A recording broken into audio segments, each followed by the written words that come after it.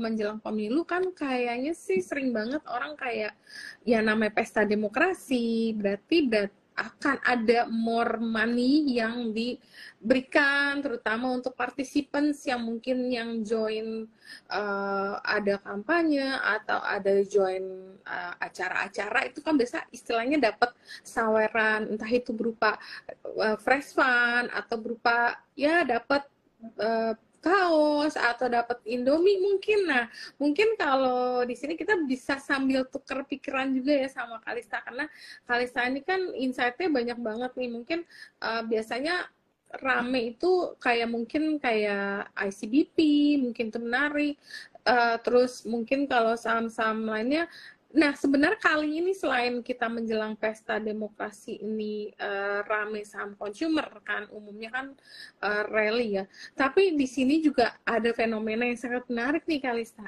Ternyata berasa nggak berapa lama ini lagi heboh banget mengenai polusi. Nah, sekarang lagi karena polusi ini membuat beberapa saham-saham yang mungkin kayak sebenarnya kayak Sido ini aku juga lagi pantau nih. Oh iya. Karena kan banyak yang kena kayak flu, berasa nggak? Kayak aku sendiri tuh setiap balik, kemarin kan sempat liburan, sempat sebelum pergi kayak batuk, pilek, kayak lehernya tuh nggak enak.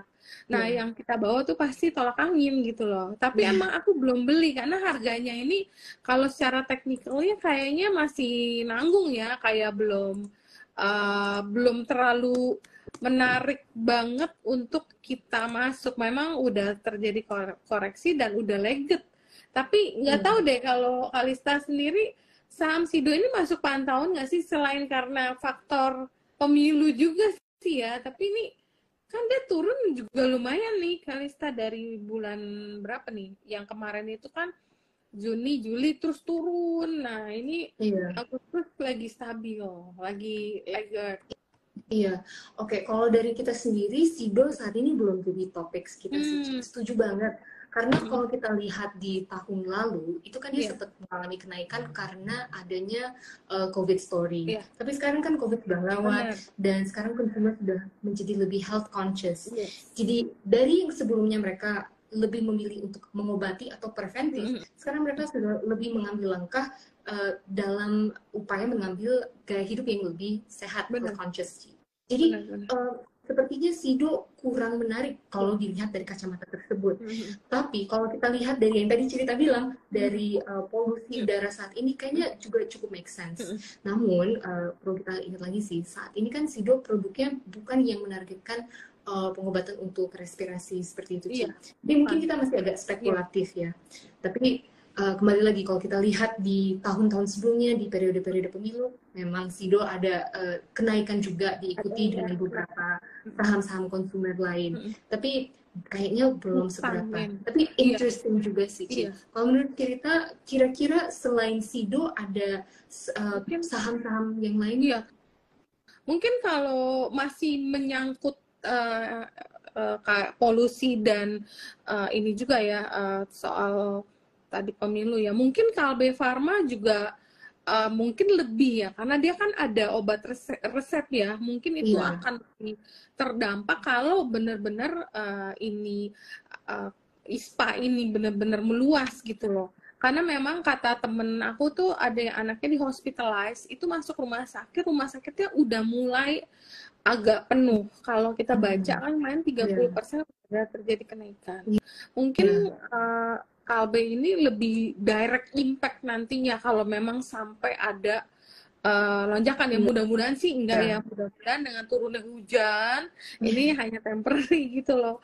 Jadi mungkin itu lebih sementara sambil menunggu kabar lebih lanjut ya. Tapi mungkin kalau kita balik lagi ke saham-saham pemilu, mungkin selain tadi ICBP itu juga menarik. Biasanya kalau ICBP-nya naik kan kadang-kadang Indofoodnya juga suka terdampak juga ya. Dan mungkin yang kemarin sempat rame ULTJ Ultra Jaya kemarin tuh sempat menarik sekali ya, sempat hampir 2000.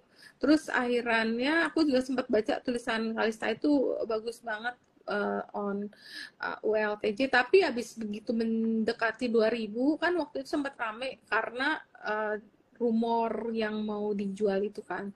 Tapi habis itu karena rumornya dijualnya sekitar 2,5 katanya. Aku nggak tahu benar apa enggak.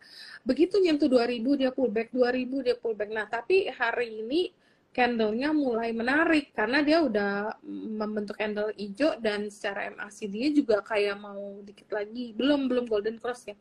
Berpotensi golden cross. Nah, kalau Kalista sendiri masih suka nggak sih sama ULTJ?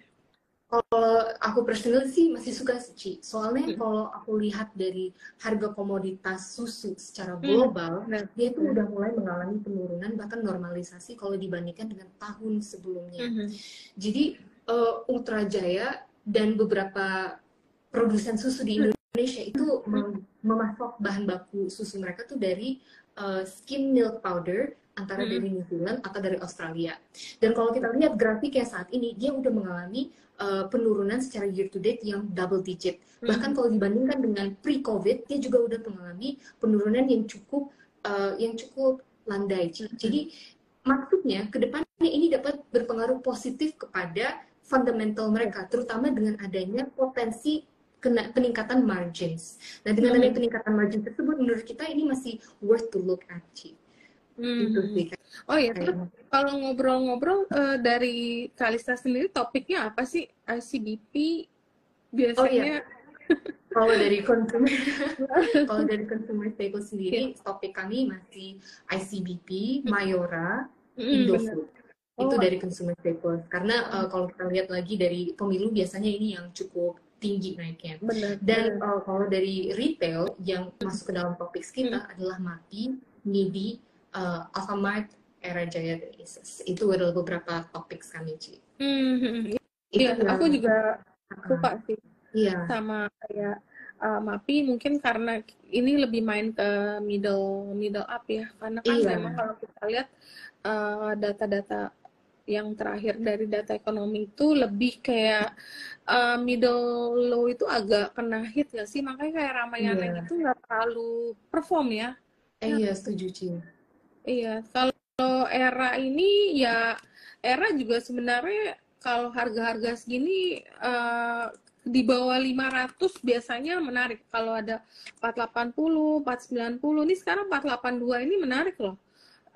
Tapi biasanya kalau lihat chart per sekarang teknikal tuh kayak double top gitu loh. Tapi kadang pokoknya dia 480 dia mantul 500 kadang-kadang main 515, tapi dia jarang sekali bisa jauh sekali. Sedangkan kalau misalnya dari Kalista sendiri tuh kalau eranya targetnya berapa sih secara fundamental?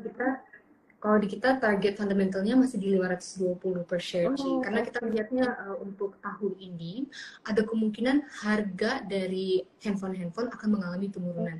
Jadi itu sih yang jadi big issue di awal tahun ini dan akhir tahun lalu adalah harga-harga dari smartphones dan Internet of Things mengalami kenaikan akibat dari adanya chip shortage secara global. Tapi sekarang dengan adanya penurunan chip shortage dan HP-HP yang lebih murah sudah bisa diproduksi kembali, maka hopefully volume penjualan dari Era Jaya bisa kembali normal, bahkan melampaui yang sebelumnya. Jadi itu kenapa kita masih mempertahankan buy potential dari Era Jaya. Dan ditambah lagi, mereka udah mulai ekspansi, Ci. Udah nggak ada di Indonesia doang. Sekarang mereka udah buka di Malaysia dan Singapura. Dan kalau kita lihat di berita tadi pagi, mereka baru saja rilis bonds untuk pelaksanaan ekspansi mereka di Singapura dan Malaysia itu. Jadi overall kita lihat dari fundamental masih menarik di Era Jaya. Oh iya sih. Nah, terus kalau untuk company barunya sendiri kayak Eral itu kamu belum cover ya? Belum, Ci. Tapi kita juga lihat sih. Menarik banget, valuasinya murah banget ya. Iya, that's why. Itu kan kayak mirip MAPI gak sih? Kayak mini MAPI gak sih? Kayak mereka diversified kan. Oh iya kayak mereka ada foodnya, ada beberapa kayak event lifestyle ya, bajunya fashion sama internet gadget gitu ya. Iya, kalau aku bandingin sama MAPA kayaknya Eral sebenarnya lebih murah dibandingkan dengan MAPA, Ci. Apalagi mereka kan sekarang produknya kurang lebih mirip. I guess alasan kenapa dia bisa lebih murah karena kemarin pas IPO mereka pengen lebih atraktif karena kan Mapa udah lama banget ada di Indo dan Iya, bahkan benar. udah mengalami apa ya udah memiliki agreements yang cukup Iya, kuat benar. dibandingkan dengan era gaya lifestyle yang masih baru. Nah, tapi dengan demikian dengan harganya yang lebih murah dibandingkan dengan Mapa dan karena yang tadi Ci mereka mau ekspansi gila-gilaan at Mm, least tahun ini dan tahun depan mm. menurut kita sih menarik sih untuk dilihat. Iya, benar sih. Ini mungkin kalau orang bilang tuh kalau misalnya lagi pesta demokrasi nggak nutup kemungkinan tuh kayak gadget warrior itu akan heboh nggak sih, kayak ngirim-ngirim pesan untuk rekomen atau mendukung dia punya calonnya. Mungkin ini akan berdampak positif juga kali ya buat era nantinya ya, dengan gadget-gadget murah mungkin itu bisa Bisa jadi menjadi sih. ya kan. Setuju banget, setuju banget. Soalnya kan kalau kita lihat di tahun-tahun sebelumnya, Mm, kalau dilihat dari mm, patternnya, itu mm, masyarakat Indonesia punya kecenderungan untuk beli HP setiap 2 tahun. mm. Jadi kayak kalau HP-nya udah mulai agak usang dikit, atau mungkin kacanya udah retak, nah itu saatnya beli baru. Kalau kita lihat pattern dari peningkatan volume penjualan Era Jaya, terakhir kali dia peak itu di tahun 2020 sampai 2021 awal. Berarti kalau kita fast forward 2 tahun kemudian, itu harusnya tahun ini dan tahun Potensialnya depan. gitu. Iya, Iya, iya. iya. Berarti pasan banget kan Ci Iya, sama yang tadi cerita bilang iya, ada penyaluran dana kepada masyarakat. iya. Ya bisa jadi itu jadinya masyarakat yang tadinya dikasih duit untuk sembako malah beli HP Beli HP murah. sama mungkin perlu sekarang kan mungkin iklan itu lebih banyak sekarang via entah itu mungkin ada juga yang kayak via social commerce atau kayak social media. Jadi nggak iklan via TV lagi untuk mendukung mereka punya uh, calon yang mereka suka ya. Mungkin bisa via TikTok atau mungkin Instagram. Mereka akan promote nih sambil ini bagus nih pilihan gue kayak gini-gini. Nah, bisa kan mereka beli HP baru untuk itu dan habis itu wah nge-share ke teman-temannya. Dapat cuan dari uang pemerintah ya. Iya. Iya, nah ini Ya. menarik ya emang pesta demokrasi yang nanti kita akan bentar lagi masukin ya, karena memang untuk beberapa terus kayak Mayora juga tadi kan Kalista bilang Iya. Mayora juga dapat catalyst daripada ini kan kenaikan USD yang saat ini agak menguat ya. Iya, betul, Ci. Jadi, kan kalau kita lihat dari laporan keuangannya Mayora, saat ini mereka ada beberapa transaksi mereka dalam USD dan IDR. Tapi ada juga yang untuk transaksi di luar negeri yang menggunakan USD, itu bisa benefit dari adanya penguatan US dollar, dari unrealized gain. Tapi kalau kita lihat secara fundamental juga, sebenarnya dia juga bisa benefit di kuartal keempat nanti, Ci.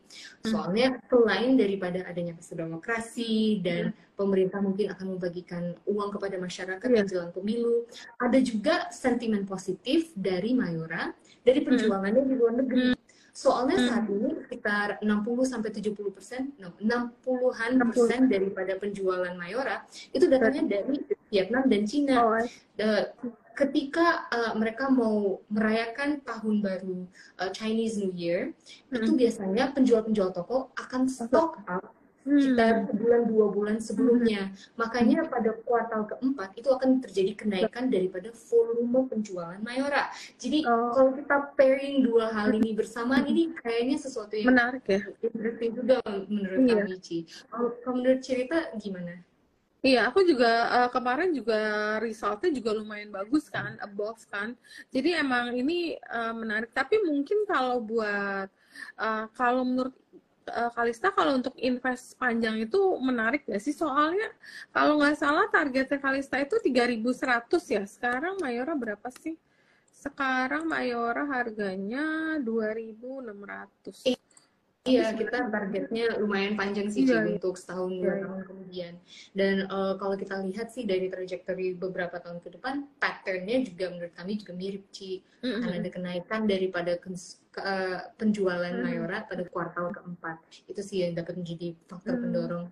Tapi kalau kita lihat lagi, Ci, kemarin kan sempat heboh tuh harga wheat global bisa jadi kenaikan karena adanya sempat drop jauh pemberhentian Black Sea Grain Deal. Tapi kalau kita bandingin sih, dibandingkan dengan tahun lalu, dia naiknya nggak drastis banget. Soalnya tahun ini para produsen daripada wheat tersebut, para produsen kayak ICBP, Indofood, Mayora, dan pemain-pemain lain yang biasanya menggunakan wheat sudah mendiversifikasikan sumber wheat mereka. Jadi kenaikan wheat tersebut itu nggak terlalu dampak. Ya. Bahkan nggak cuma di Indonesia doang, di beberapa negara lain juga sudah mulai shift dari Ukraina. Jadi dengan adanya pemberhentian kemarin itu sebenarnya nggak ngaruh banget. Jadi, nah iya, karena itu nggak ngaruh banget, mereka sebenarnya udah naikin harganya duluan. Jadi dengan mereka naikin harganya duluan untuk mengantisipasi adanya akan adanya pemberhentian dari Black Sea Grain Deal tersebut, dan ditambah dengan adanya penurunan daripada harga wheat yang mulai normalisasi, maka kita bisa lihat lagi adanya kenaikan dari margins untuk para pemain-pemain consumer staples tersebut, Indofood, ICBP, Mayora, semua yang berkaitan dengan wheat. Itu sih kenapa kita masih suka banget sama Mayora, apalagi untuk beberapa tahun ke depan. Terus kalau misalnya kayak Le Mineral itu dikonsol ke dalam nggak sih? Enggak, Le Mineral nggak dikonsol. Iya, bahkan yang kayaknya ada produk yang baru namanya Mi Oven itu juga nggak mereka konsol. Iya. Alasannya pas aku tanya, katanya karena pas awal-awal mau IPO itu ada urusan dengan mungkin pembukuan mereka yang belum profit. Ternyata setelah beberapa tahun kemudian harganya udah profit banget, tapi sulit untuk mereka konsolidasi. Wow, gila, keren sih emang. Ya emang mungkin produk andalan mereka itu kayak Kopiko sama teh pucuk gitu ya kalau untuk Mayora ya. Iya Ci, Mayora teh pucuk sama Kopiko.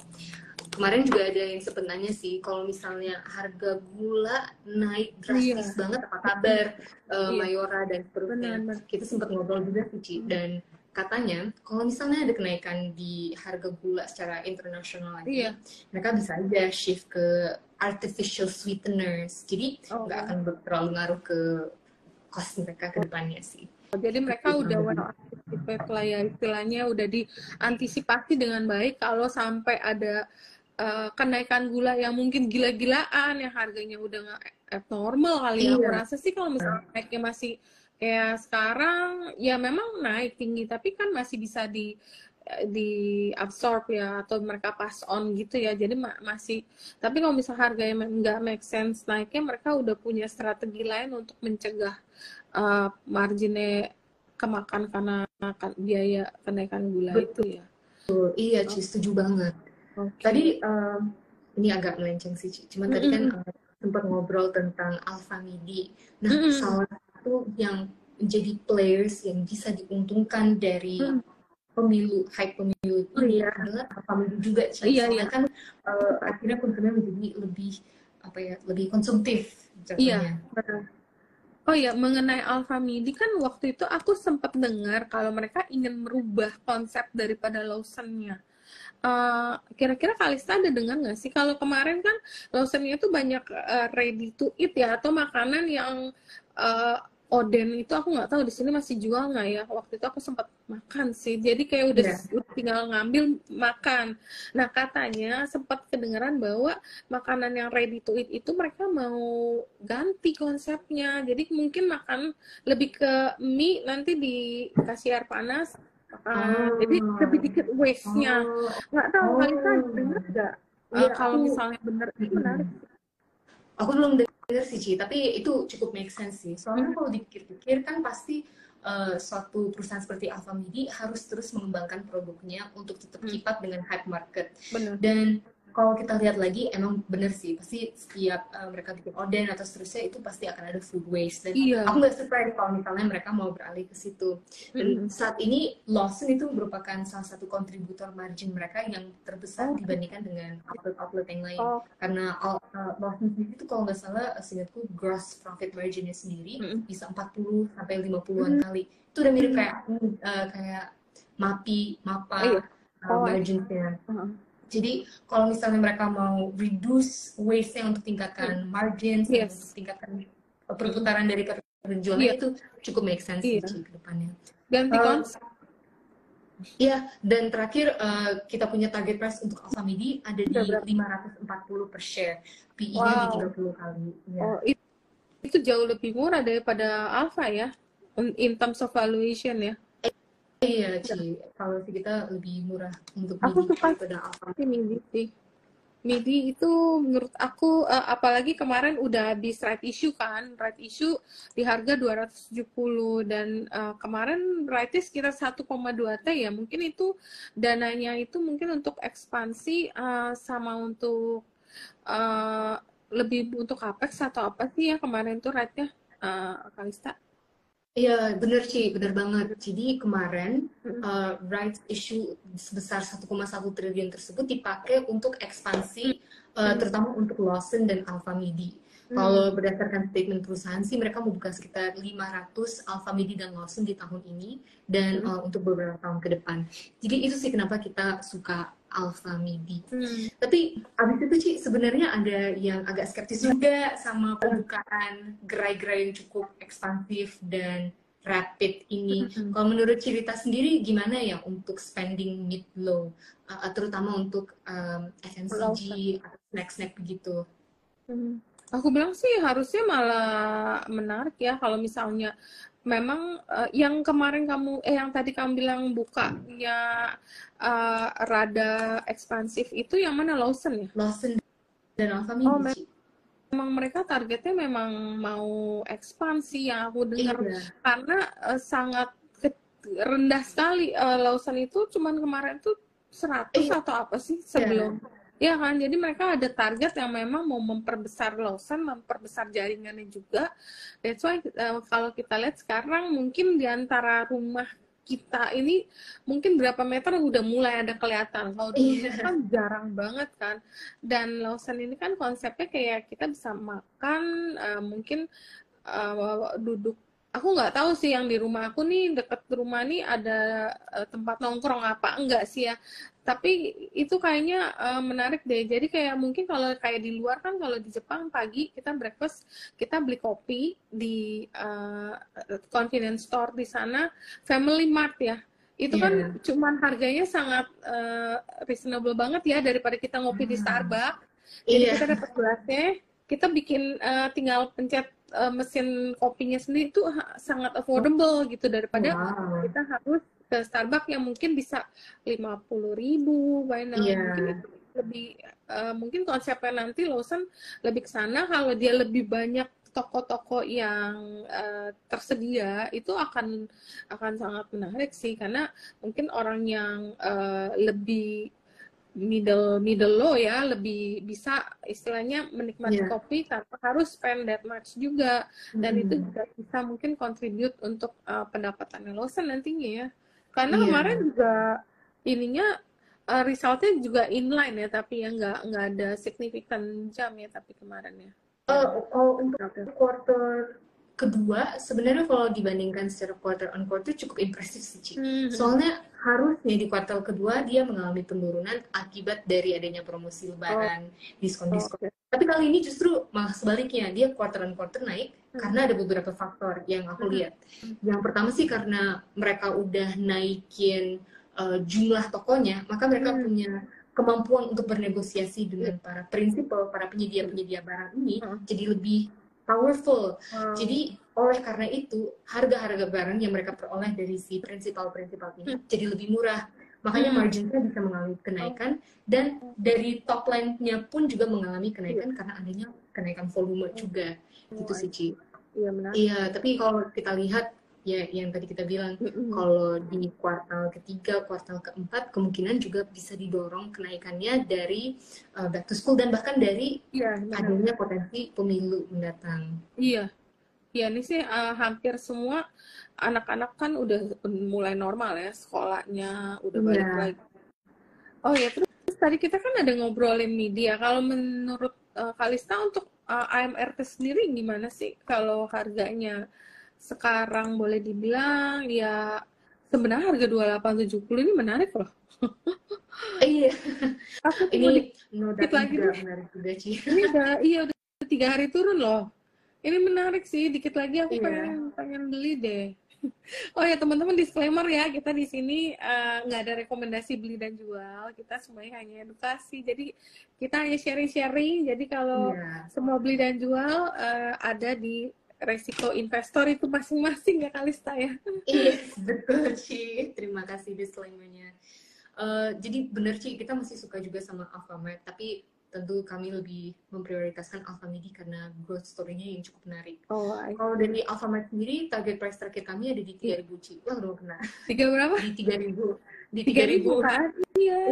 Makanya kalau dia ada koreksi ini, nah si Alfamart juga sahamnya cukup menarik ya, karena entah kenapa terakhir ini banyak sekali tuh foreign yang ngumpulin juga.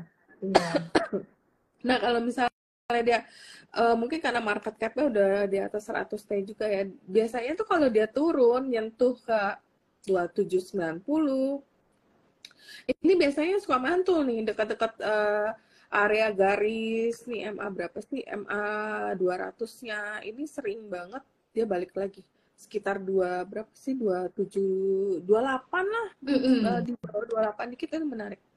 Iya, setuju Ci, setuju.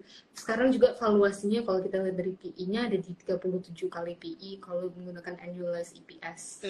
Target PE kita sebenarnya agak lebih rendah daripada itu, 32 kali. Tapi kalau kita gunakan PE tahun 2024, target price-nya tetap ada di 3.000-an Ci. Kayaknya ini juga tetap menarik sih. Soalnya kan Alfamidi juga dikonsol sama Alfamart.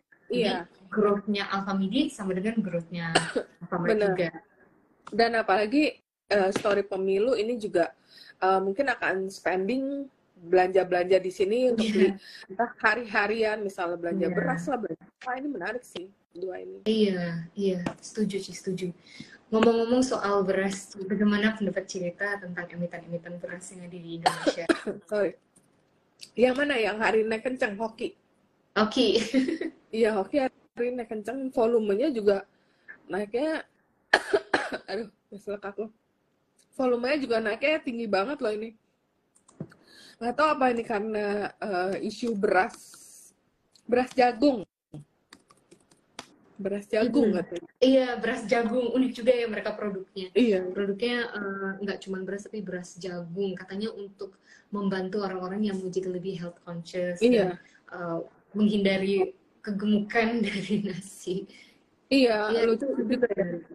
Ya hari ini memang banyak saham yang di bawah 100 itu cukup naik heboh gitu loh. Iya. Nah kayak Hoki hari ini naiknya juga tinggi banget. Terus ada juga yang hari ini mungkin boleh dibilang consumer juga kali ya. Kayak Cepro itu juga naiknya sampai auto reject atas ya. Iya. Nah ini juga mungkin masuk consumer tapi nggak di cover karena mungkin terlalu kecil. Nah kalau Kalista ada view nggak sih on Cepro ini? Karena kok naiknya ya cuman kadang-kadang saham ini suka naik on spekulatif basis sih, sering kali begitu sih. Mungkin karena sahamnya dia aquaculture ya Ci. Sebenarnya kita belum cover dan belum melihat banget Ci. Cuma menurut kita kalau misalnya produk mereka bisa reach general masses dalam jangka waktu yang lebih cepat, kemungkinan bisa menarik Ci. Soalnya kayaknya dia punya competition belum ada yang tapi kan directly. Sekarang dia udah lebih ke pet food kan daripada udangnya kan. Kalau udang malah mungkin PMMP aku bilang yang lebih direct impact ke, kan tadi kan ada yang ngeblas kalau katanya ini Cepro naik karena si China-nya nge-ban Jepang untuk supply seafoodnya. Terus aku bilang loh PMMP ekspor itu bener-bener fresh udang dan frozen udang itu ke China dan ada ke 10 negara lain. Malah aku bilang kalau Cepro itu aku rasa nih ya mungkin karena ya karena dia dari 50 something dia naik, terus ada yang hembusin rumor, tapi menurut aku dia lebih banyak sekarang main ke pet food deh, kayak makanan kucing, makanan ya pet lah, makanan ikan gitu loh. Untuk mendukung orang-orang pet lovers ya Ci. Iya. Oh iya bener nih, ada yang nanya sektor rokok. Iya kita dari tadi tuh belum ngobrol loh tentang rokok sampai aku tuh lupa. Aku tuh kemarin tuh sempat suka sama Gudang Garam ya. Cuma nih dari kemarin kayaknya saham-saham rokok ini sempat lumayan. Terus abis itu kan ada berita yang katanya WIM itu sempat ada rame beritanya. Abis itu WIM-nya terkoreksi, saham rokok yang lain kayak Gudang Garam juga mulai turun nih.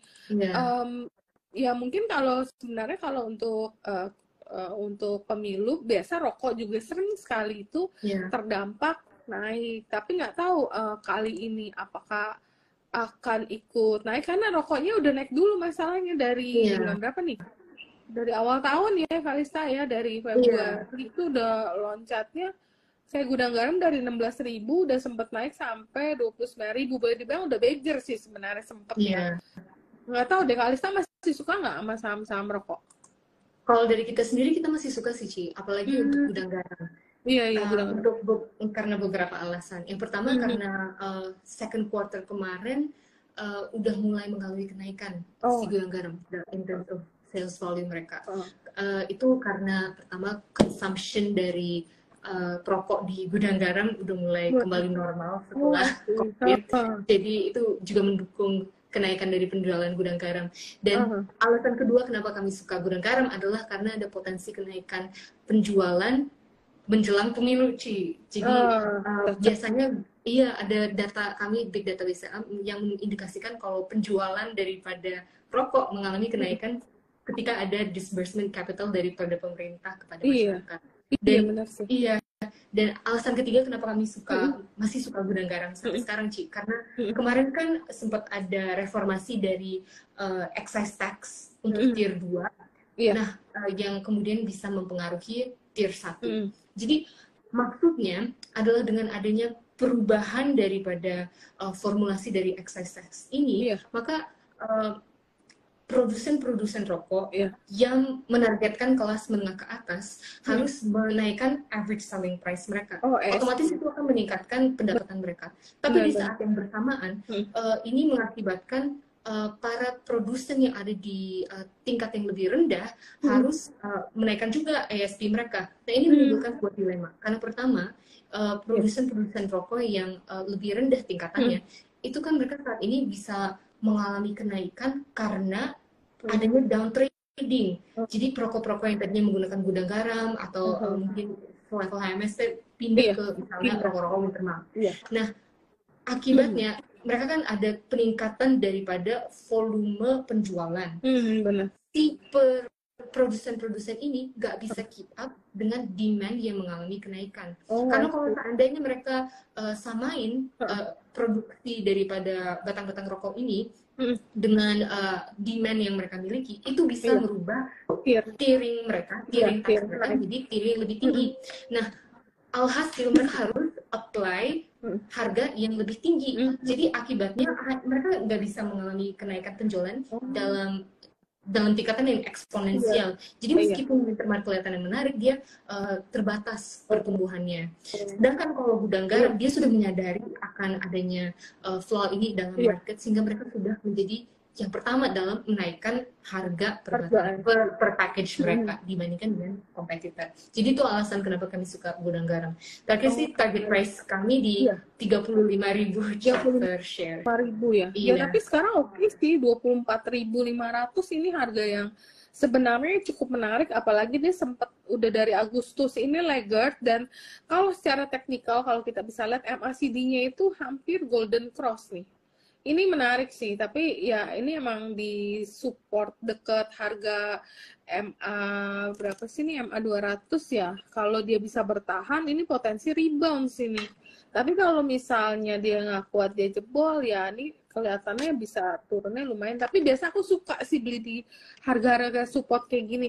Karena kalau kita beli, terus kita gagal, kita cut loss-nya tuh nggak jauh. Karena harganya udah turun kan. Harga udah turun, udah di support. Kita beli nih di sini, kita ngarep naik, dia mantul, ternyata dia nggak kuat, dia turun, turun kan nggak tahu jauh, kita cut langsung. Biasanya kalau buat trading gitu. Ini menarik sih. Menarik. Iya, ini emang berapa lama ini lagi jarang orang bahas saham rokok nih sejak kasus yang yang kemarin Wismilak itu. Nah kalau Kalista sendiri kalau untuk Wismilak ada cover nggak? Enggak, belum sih, belum. Tapi kita juga sempat lihat secara berkala. Kalau Wismilak tadi sih yang kita bilang, dia kenaikannya agak terbatas karena adanya adjusting dari tiering tax yang baru. Oh, kayaknya menurut kita yang lebih menarik itu untuk yang kelas menengah ke atas sih, kayak Gudang Garam dan HMSP. Dan kalau kita lihat beberapa hari yang lalu, kayaknya mereka sempat umumin kalau akan ada flavor baru. Tapi ini masih on the way ya, informasinya. Oke. Terus kalau kayak Sampurna itu kan, nah kemarin kan Sampurna itu ada terkendala dengan free float-nya. Nah kira-kira Kalista ada dengar nggak dari mereka akan ada penambahan free float atau mereka memang sebenarnya mereka udah penuhin ya free float itu ya, jadi nggak terlalu masalah ya? Iya, mereka udah penuhin sih free float capital requirement mereka per tahun 2021.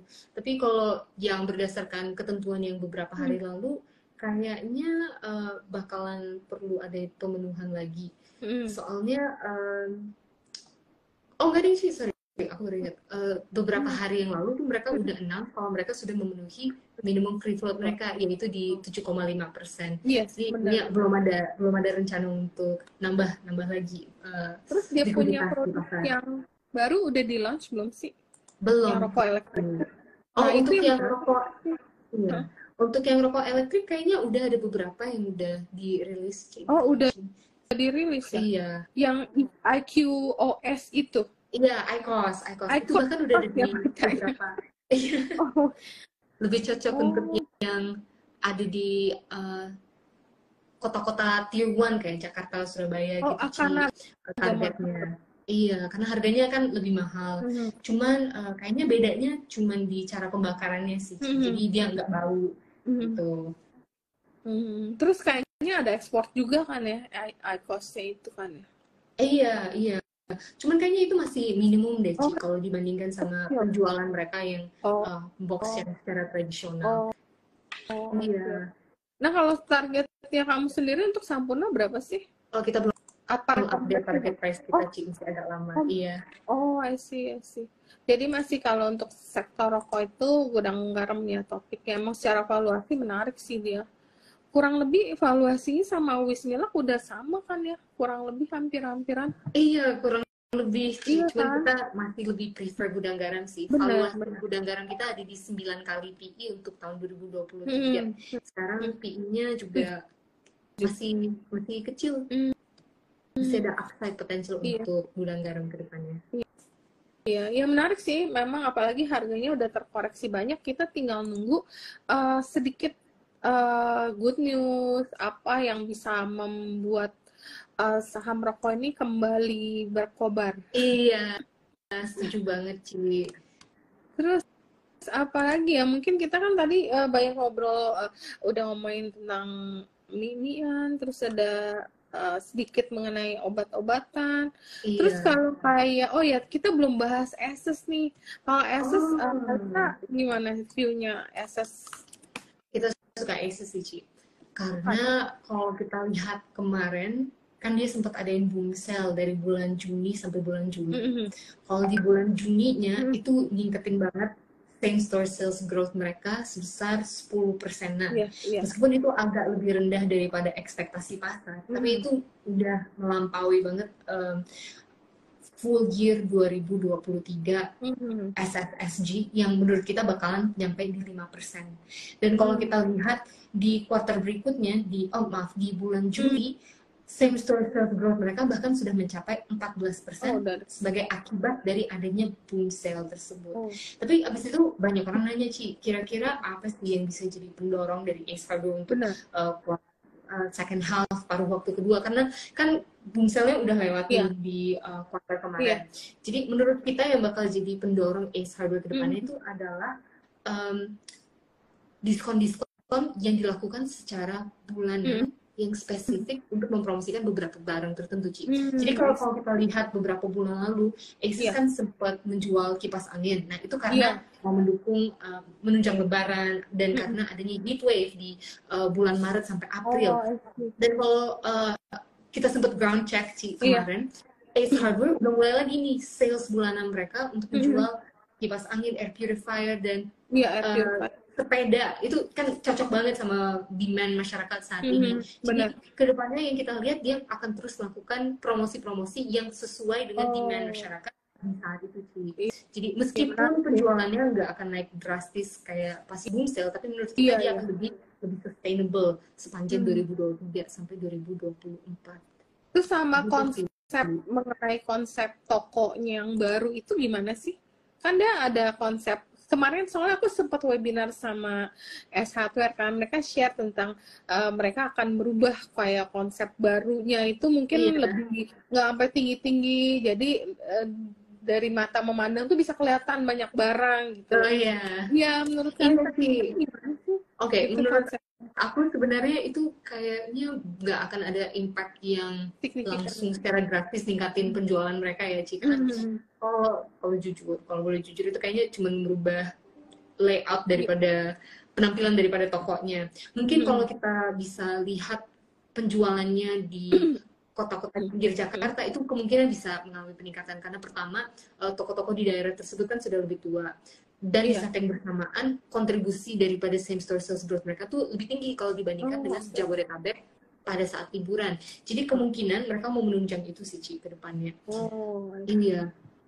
Kalau menurut Cirita sendiri, untuk saham-saham retail yang menarik di mata Cirita tuh apa ya saat ini? Iya, kayaknya sih kalau mungkin gini, retail itu kan sebenarnya rally-nya juga udah lumayan ya. Kalau misalnya kita lihat tuh sebenarnya ya kalau dari story mungkin MAPI itu kelihatannya masih kuat banget, dan secara teknikalnya juga masih strong uptrend banget gitu. Kalau assets itu kan lebih kayak volatile ya. Mungkin kalau buat trading itu assets itu cukup menarik. Biasanya ini aku takutnya nih, ini barang kayak lagi leget gini, ntar tiba-tiba boom naik gitu loh. Nah, Asus aku juga suka. Jadi tapi aku lagi kemarin kan sempat beli, terus karena ada kenaikan, karena marketnya banyak barang yang bagus-bagus gitu loh. Apalagi kemarin aku kan sempat karena polusi nih mengenai tadi rumah sakit, jadi aku banyak, jadi karena waktu kemarin SS-nya sempat ada kenaikan, nggak naik kenceng sih, sekitar 775 apa aja, jadi sempat aku jual. Tapi kalau 750 ordilo aku mau masuk lagi, karena memang sementara ini barang masih kayak apa ya, trading range kali ya, belum bisa nge-break jauh. Tapi ini tetap aku pantau ketat. Terus kayak tadi kayak Mayora, aku juga lagi liatin. Sebenarnya Mayora ini kan menarik kan, cuman umumnya Mayora itu kalau beli koreksi jauh itu lebih potensi cuan kita itu lebih enak. Kalau kita punya agak tinggi itu kadang-kadang karena pasar sekarang kan memang kecenderungannya banyak orang kan trading ya, jadi kadang-kadang pas mereka lagi trading main barang sektor yang lain, ini barang jadi nggak naik tuh, jadi ya sayang aja gitu, dana kita kan jadi nggak berkembang gitu loh. Nah, aku lagi nungguin kalau Mayora ada koreksi 24 atau 25 ke bawah, itu akan sangat menarik ya.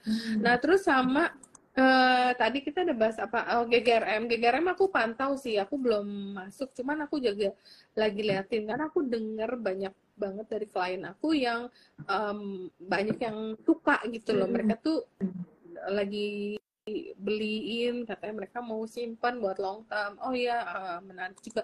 MIDI aku bilang bagus banget, apalagi harganya sekarang 408 itu harganya cukup murah sih. Tapi kalau buat teman-teman yang trading pasti ini kelihatannya nggak menarik, karena kemarin itu dia istilahnya harganya kan turun di bawah MA50, jadi kelihatannya jadi kayak teknikalnya jadi kayak mau terkoreksi. Tapi sebenarnya untuk saham itu kan kalau fundamental bagus, apalagi Kalista targetnya masih di atas.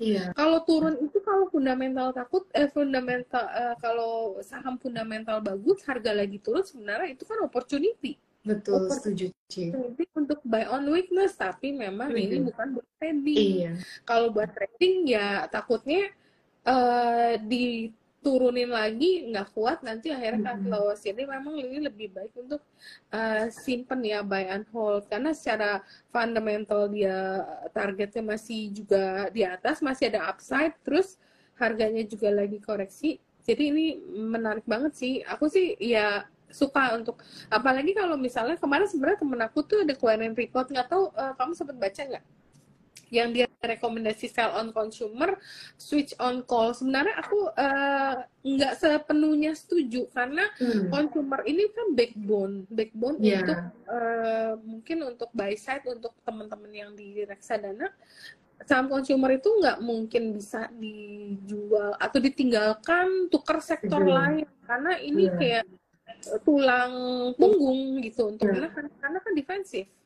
Nah itu malah kalau beberapa yang terkoreksi, makanya kita kalau lihat ya, apalagi tahun-tahun ini boleh kita bilang saham consumer tuh cukup perform ya, mungkin karena kita kan masuk tahun pemilu, jadi banyak katalis yang menarik di sana. Jadi kalau turun itu nanti dia bounce lagi ke atas. Nah ini yang lagi aku tungguin turun, MAPI nggak turun, jadi teknikalnya tuh bagus banget gitu loh. Jadi sebenarnya emang banyak saham yang menarik di sektor consumer ini, tapi memang untuk agak simpan. ICBP juga tuh lagi menarik tuh 11.300. Cara iya menarik kan harga. Oh ya, ICBP target kamu tadi berapa ya? Target kita di 12.000 sih untuk ICBP. Oh 12.000, iya. Ya oke sih, memang nggak bakalan bikin kita tuh cuannya gede, tapi minimal lebih aman aja gitu. Misalnya marketnya lagi koreksi dalam, mungkin ini koreksi tapi nggak yang dalam banget, jadi agak lebih stabil aja kayak gitu. Iya, setuju Ci, setuju. Emang at the end of the day, konsumer tetap akan menjadi backbone daripada perekonomian, apalagi menjelang pemilu saat ini. Iya, cuman nggak bisa kita pungkiri Ci, ada beberapa saham konsumen yang memang belakangan ini sempat struggle karena adanya kenaikan harga komoditas dan mungkin adanya down trading daripada konsumen, seperti contohnya Unilever yang belakangan ini sempat mengalami penurunan Ci dari market share-nya. Iya, Unilever tuh saham yang terlupakan karena dia memang ini sih mungkin kalau menurut Kalista, dia kan kalau di India kan boleh kita lihat tuh Unilever itu ada kontribusi ke parentnya itu gede ya. Akan nggak impact-nya ke Indonesia juga akan bayar royalti gitu gede ke parentnya nantinya? Sebenarnya Indonesia udah bayar royalti sih ke Unilever parent. Cuman menurutku dia nggak akan lanjut bayar yang dalam nominal yang lebih besar lagi ke depannya, karena development daripada produk-produknya Unilever itu cukup cepat sih, dan ini cukup masuk dengan kalangan masyarakat Indonesia. Cuman sayangnya aja masyarakat Indonesia ini juga termasuk yang pinter banget sih, jadi mereka bisa bikin brand sendiri yang cocok dengan harga yang lebih murah lagi. Makanya Unilever malah agak ketinggalan di situ kayaknya. Iya bener sih. Ini kayak sekarang kalau kita lihat nih sunscreen aja aku pakai ini. Ini lokal brand loh. Ini udah serum plus itu sunscreen, jadi kayak buat tangan, buat apa? Unilever nggak tahu deh, mungkin masih belum terlalu catch up untuk kayak begini ya. Setuju banget. Iya, aku sendiri juga pakainya produk-produk Indo sih untuk kosmetik, skincare. Kayaknya banyak brand-brand ini itu yang lebih menarik ya. Samping itu dari make up sampai skincare itu semua, dan harganya affordable, tapi istilah kualitasnya juga cukup oke sih so far. Bisa bikin muka kita glowing juga loh. Iya, setuju banget sih. Aku kalau cerita sih malam ini glowing banget. Kalista lah yang glowing, kayak saham-saham consumernya semuanya perform banget. Bisa aja Ci. So itu sih yang menurutku dari sektor konsumen. Mungkin kalau misalnya Unilever bisa bikin produk yang lebih murah dan yang sesuai dengan tren masyarakat saat ini, mungkin kita bisa lihat adanya kenaikan dari market share-nya. Tapi menurutku saat ini kayaknya dia agak kegerus di situ. Dia masih online ya, dia punya produk yang Wah, aku oleh masih di bawah Unilever, Ci. Terus apa lagi ya? Pons juga di bawahnya Unilever. Iya, itu kan kayak udah jadul banget gak sih? Iya, kurang trendy untuk anak zaman Zaman now. sekarang kan kita pakainya masih ada kandungan niacinamide, masih ada retinoid. Ini kayaknya apa sih? Tinggalan banget deh. Jadi kayaknya terus bisa banyak juga orang yang pindah ke Skin TV karena dia punya produk itu kan banyak yang kandungan niacinamide itu rata-rata hampir ada. Itu kan buat mencerahkan kulit. Jadi itu sangat laku di sini. Setuju banget sih. Ntar kita dikiranya lagi endorse produk ini. Bukan loh. Cuman emang bagus aja ya, Ci. Kita cuma testimoni ya, Ci. Iya, memang aku juga pakai. Habisnya emang segitu berasanya gitu. Nah, masa kita sekarang pakai olay kayaknya buat anti aging, aku nggak yakin deh itu isinya apa gitu. Iya, kayak nggak ditulis ya, kandungannya apa aja. Jadi kita kan ya katanya udah sih lebih pinter ya, Ci. Benar-benar kita belajar lah, terus belajar. Nuvo bukan kan? Oh ya, ini ada yang nanya Indofood target berapa? Sebenarnya tadi kita udah bahas ya target dari BCA under Kalista ini, tapi mungkin baru join kali Kalista. Oh iya, boleh, nggak apa-apa. Kalau Indofood target price kita ada di 8.000 per share. 8.000. Sekarang masih agak tinggi juga, sekarang di 7.100 Indofood. Ya lumayan lah, cuma mesti sabar. Ini kemarin yang Indofood turun sehari dalam itu karena yang wheat itu ya? Iya, itu kayaknya udah beberapa minggu yang lalu, Ci. Iya, beberapa minggu. Iya. Agustus awal. Iya, tapi itu candle. Iya. Candle-nya yang satu bar gede gitu. Iya. Mungkin yang terakhir sih, Ci, ada beberapa juga yang sempat ngeliatin Vichy Victoria Care. Nah, itu yang menengah ke bawah banget sektornya untuk personal care Indonesia. Tapi kalau in terms of sales volume juga lumayan gencar sih, Ci. Gitu. Produknya apa sih kalau Vichy itu?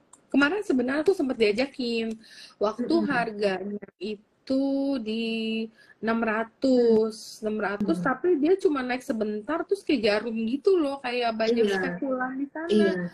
Sampai 790 langsung turun. Jadi terus barangnya itu bid overnya agak nggak begitu liquid. Jadi liquidnya kecil. Kalau pasar yang sekarang ini menurut aku, pasar yang sekarang ini kan cepat sekali ya shiftingnya, kayak misalnya kita lagi main sektor batubara misalnya, nanti besok misalnya batubara lagi koreksi, itu besok orang bisa pindah lagi gitu loh ke sektornya. Nah kalau likuiditasnya itu tipis, itu kadang kita terkendala, nggak bisa keluar. Jadi aku suka banget likuiditas is the key gitu loh. Nah mungkin kalau nantinya udah lebih liquid, mungkin akan ada right issue atau apa, mungkin kalau itu bisa menarik sih ya. Oh iya, tadi Vichy produknya apa ya? Si Rita tahu nggak cat rambut Miranda sama Herboris? Yang di Indomaret. Beda ya. Miranda. Iya, itu produk-produknya lumayan murah, harganya 10 ribuan. Si targetnya emang yang basket size-nya cuma 10 ribu sampai 50 ribuan kalau nggak salah. I see. Aku baru tahu. Aku soalnya pakainya Bubble. Kelihatan sih. Korea. Mantap. Soalnya udah males ke salon, lama banget. Iya. Jadi bikin sendiri sih. Ini setengah jam doang, 30 menit jadi. Oh iya, nih ada yang nanya MPPA nih, bener kita belum bahas MPPA loh. MPPA kalau menurut kita kayaknya masih kurang oke sih dari segi fundamentalnya, karena kayaknya lebih menarik MIDI, karena saat ini yang lebih ekspansif itu adalah MIDI. Kalau dari MPPA sendiri kan dia bentuknya adalah grocery store yang gede, karena dia lokasinya jauh, average selling price-nya lumayan fluktuatif, dan kalaupun ada diskon yang cukup gede, itu yang makan cost-nya itu adalah si perusahaan sendiri. Jadi kemampuan untuk dia meningkatkan pendapatannya itu agak terbatas. Mungkin aku sedikit sharing kalau MPPA itu kemarin sempat naik yang lumayan dari 80 di hari terakhir dia trading right, itu naik sampai 100 berapa ya, 100 berapa ya, 120 apa 100 berapa sih ini, 100 ya, sempat 120.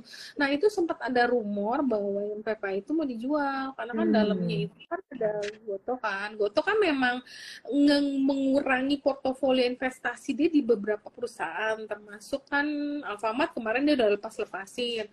MPPA kan punya lumayan, rumornya sempat mau dijual, jadi ya MPPA juga mau exit, bukan mau exit, mau ya karena Gotohnya mau jualan, MPPA sekarang mau jualan, sempat ada rumor itu, tapi itu nggak kedengeran lagi sampai sekarang. Iya. Oh ini ada yang menarik nih, Sari Roti. Iya. Sari Roti. Kamu cover nggak sih? Cover Ci. Oh cover ya? Iya. Iya itu kalau pemilu sempat rame loh dulu. Ya, kalau untuk Sari Roti sih kita setuju, untuk pemilu pasti dia akan mengalami kenaikan karena adanya pendorong dari segi volume. Tapi kalau beberapa bulan lalu, beberapa kuartal lalu dia sempat mengalami penurunan karena adanya shift di Lebaran Ci yang lebih panjang. Kan kalau kita ingat kemarin libur Lebaran kayaknya lebih panjang ya dibandingkan dengan tahun lalu, dan kayaknya orang-orang pada ngambil cuti itu lebih lama dibandingkan dengan tahun lalu.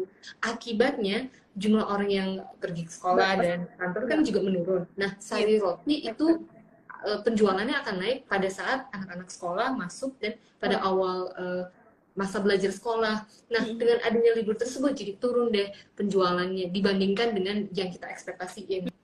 Jadi kayaknya kedepannya dia bakal ada kenaikan di kuartal ketiga pada saat konsumen mulai back to school, dan pada kuartal keempat di saat adanya akhir tahun. Kalau di kuartal pertama tahun depan kayaknya dia tetap akan stabil meskipun lebih rendah daripada kuartal keempat, dan kuartal kedua mungkin dia lebih turun lagi karena secara historis orang-orang kalau puasa nggak makan roti Ci. Gitu lebih. Jadi overall kayaknya lebih tepat kalau mau tahan Sari Roti untuk 1 tahunan, karena kalau untuk saat ini sentimennya belum terlalu mantap. Nggak ada, istilah kasarnya belum ada very strong catalyst dalam waktu singkat, jadi mungkin ya untuk trading bisa, tapi kalau untuk invest mungkin akan jadinya agak lama karena ya target kamu berapa sih kalau untuk Sari Roti? Sari Roti targetku agak gede, agak tinggi sih, soalnya kemarin aku unexpectedly melihat kinerja perusahaannya turun kemarin di 1.500. Oh iya. Memang kisaran sekitar segitu sih. Iya sih, benar-benar. Iya, berapa teknikalnya bagus. Saat ini roti 1360. Kalau sekarang sebenarnya kalau untuk take profit, menurut aku nih secara teknikal kayaknya nih lumayan ada potensi bisa rebound karena dia punya MACD itu merahnya udah mulai menipis. Biasanya habis merahnya menipis dia suka terjadi golden cross, dan kemarin kan udah sempat naik sih Pak hari ini ya, tapi turun lagi ya. Aku bilang kalau untuk profit taking karena nih harganya habis naik terus dia turunnya juga lumayan, aku bilang tunggu naik dulu, di kelihatannya masih bisa rebound ini. Oh, oke. Thank you Ci atas insight-nya on Sari Roti, ini kayaknya interesting banget kalau kita mau lihat secara teknikal ya. Iya, menarik sih. Terus sebenarnya banyak sekali. Ini ada juga yang nanya Aisyah nih. Aisyah itu juga back to school, kayak apa ya, kayak lebih ke back to school punya. Back to school punya bekal-bekal anak sekolah ya. Frozen food gitu ya, itu juga bisa menarik kalau dilihat dari segi back to school. Mungkin kuartal ketiga bisa mengalami kenaikan dari segi penjualan. Kalau untuk kuartal keempat kayaknya nggak terlalu kencang ya, soalnya kan konsumen lebih memilih beli snacks dibandingkan dengan makan-makan seperti ini.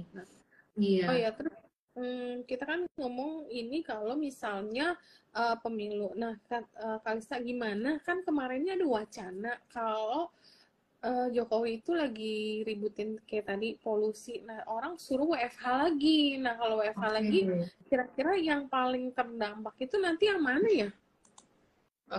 Menurut analisis Ci, kayaknya yang paling terdampak adalah sari roti, karena kembali lagi dia orang kalau terjadi hujan aja dia kayaknya penjualannya langsung bisa terdampak. Oh. Iya, langsung terasa. Jadi kemungkinan mereka harus menggunakan lebih banyak penjual yang menggunakan sepeda Ci untuk mendukung penjualannya seperti tahun-tahun sebelumnya. Kalau yang selain itu kayaknya mereka udah cukup terintegrasi dengan penjualan online sih Ci. Jadi kayaknya bisa lebih termitigasi. Mungkin kedepannya dengan adanya integrasi Alfamidi dan Alfamart dan mereka punya platform penjualan, itu mungkin bisa mendukung sari roti kedepannya Ci, kan orang bisa beli roti secara online dan bisa beli lagi. Cuman kayaknya kemungkinan dia bisa mengalami WFH dalam skala seperti lockdown pandemi kayaknya agak minim ya Ci. Bener. Paling kayak cuman shifting nggak sih, misalnya si A masuk si B di rumah, jadi nggak sampai yang kayak orang kayak dulu. Makanya kan kemarin tuh sempat ada berita Goto dan Bird ini kena imbas daripada potensi katanya WFH, tapi kayak nggak mungkin kayak dulu deh, jadi kecil sekali dampaknya. Iya. Oh iya betul Ci, travel juga kayaknya bakal terdampak kalau misalnya ada WFH lagi. Tapi bener juga nih katanya di komen suruh travel aja kalau WFH. Ya udah kita traveling dari Jakarta, jangan kita ke Bali aja lebih. Boleh sih. Jadi trading atau kerja dari Bali. WF Bali. Iya, jadi ya ini ya tadi kalau misalnya tadi kan aku sempat ngomongin kayak rumah sakit, tapi rumah sakit kan bukan under consumer ya, berarti. Bukan sih, bukan. Tapi kalau misalnya ada kasus seperti di belakangan ini, menurut kita itu bisa jadi ya kasarnya positif sentimen buat rumah sakit ya. Karena kalau kita lihat lagi terakhir kali rumah sakit sempat mengalami kenaikan yang drastis itu ya pas pandemi kemarin. Sisanya sentimen dari rumah sakit ya paling dari penyakit yang critical illness. Tapi kayaknya mesti cari rumah sakit yang basicnya banyak di Jakarta. Iya. Karena kan yang polusi ini ke Jakarta. Bukan yang di luar. Kalau kita lihat TikTok kan ada yang bikin konten katanya, ih bangun-bangun tau-tau di mana kok kayak di awan, ternyata udah di Jakarta. Polusinya pekat banget ya, aduh. Jadi yang rumah sakitnya banyak di Jakarta. Kalau aku sih suka mitra keluarga. Kalau Silo itu sebenarnya menarik, tapi kalau dia 2000 itu selalu nggak bisa nge-break, aku nggak ngerti deh. Setiap di atas 2000 nanti turun. Tapi kalau mau trading di bawah 2019 sekian itu bisa, entah 2000 jual. Terus kalau yang Hill juga sebenarnya menarik, cuman nggak liquid. Terus Hill itu mau keluar dari FTSE, jadi takutnya ada outflow di sana. Iya. Oh iya nih ada yang nanya Cimori nih. Kamu udah cover? Menarik. Iya, tadi seperti yang kita bilang sih, kan harga kimia global kan udah mulai penurunan dan Cimori juga salah satu yang terdampak secara positif dari penurunan harga bahan baku ini. Jadi margin mereka bisa menambah lagi. Cuman downside-nya adalah Cimori sebenarnya itu naik pas lagi WFH dan pandemi, Ci. Jadi sekarang dengan adanya opsi lebih banyak, bisa beli Biswe, bisa beli boba dan seterusnya. Volume penjualan dari si Cimori nggak segencar dibandingkan dengan pas pandemi kemarin. Jadi kemungkinannya bisa naik kalau di fourth quarter. Kembali lagi semua yang berkaitan dengan makanan, minuman dan kesehatan itu menurut kami bisa naik pada saat menjelang pemilu gitu sih, Ci. Sama katanya kemarin itu aku sempat dengar katanya Cimori itu ada problem dengan terlalu banyaknya varian, terlalu banyak flavor. Jadi mungkin mereka akan, tapi itu bisa diatasin sih, mungkin dikurangin flavor jenisnya. Jadi karena terlalu banyak, mungkin orang juga dianya juga harus sediain begitu banyak. Jadi mungkin bisa jadi kendala. Kayak menurunnya demand, orang mulai beli yang minuman-minuman lain, opsi-opsi lain, jadinya dia lebih kurang banyak permintaan. Kebanyakan pilihan ya, jadinya bingung mau beli yang mana. Iya. Terus selain daripada susunya, sebenarnya mereka penjualannya juga datang dari nuggetnya yang kemarin ada iklan Nicholas Saputra untuk chicken nuggetnya itu juga dari Cimory. Nah, nuggetnya merek apa ya? Itu yang Chancellor ya? Iya betul. Tapi apa ya namanya? Yang Saya juga crunchy gitu. bukan? Crunchy. Iya itu. Oh iya, aku sempet denger sih dia punya, ya itu enak sih dia punya nugget sih, kayak ada cuman masukin ke air fryer terus diamin berapa lama terus tahu-tahu udah garing-garing gitu, gampang banget dimakannya. Dan sama dia punya sosis, mungkin sekarang lagi tren nih ya orang makan raw food termasuk sosis, dan sosisnya dia kan bisa langsung dikonsum kan. Oh gitu. Itu makannya sama yogurt plus ini apa sih yang pun mustard. Oh menarik ya. Itu lagi heboh loh di TikTok, challenge kayak gitu. Ya bukan challenge sih, kayak itu mau diet makannya kayak gitu, termasuk jadi semua yang raw termasuk sosis. Oh oke, menarik mungkin bisa dicoba. Kalista udah langsing, udah oke banget. Iya benar, Tiffany Flat tuh dia tahu tuh. Wah. Iya, koreksi Patri. Cimory ya sekarang terkoreksi. Ini ya kalau lihat candle hari ini sih menarik ya. Cuman biasanya sekitar 39, kalau sekitar 3 di bawah 4.000 biasanya sih aku sering beli sih kalau Cimory di bawah 4.000. Nanti pas dia rebound di atas 4.000 take profit, biasanya sih begitu. Jangan dicoba Tiffany Plus. Ada yang trauma sih kayaknya. Emang katanya susah banget makannya. Yang enak cuma profitnya doang. Oke. Enaknya profit tuh. Iya, bisa jadi. Anyways, Cik, nggak terasa ini kita udah lebih dari sejam ngebahas saham-saham menjelang sektor, menjelang pemilu, terutama untuk sektor konsumen. Terima kasih banyak Cirita udah mau datang di platform kita di malam hari ini, dan terima kasih atas insight-insightnya yang premium banget Cirita. Thank you banget. Thank you juga untuk teman-teman yang sudah hadir di malam hari ini. Mungkin Cirita mau berikan kesan-pesan penutup, Cik, silakan. Iya, pertama aku juga pastinya thank you untuk Kalista sama Besa udah invite saya. Saya juga seneng karena saya juga belajar banyak hari ini dari Kalista tentang 4Q, gimana consumer sector itu akan sangat menarik.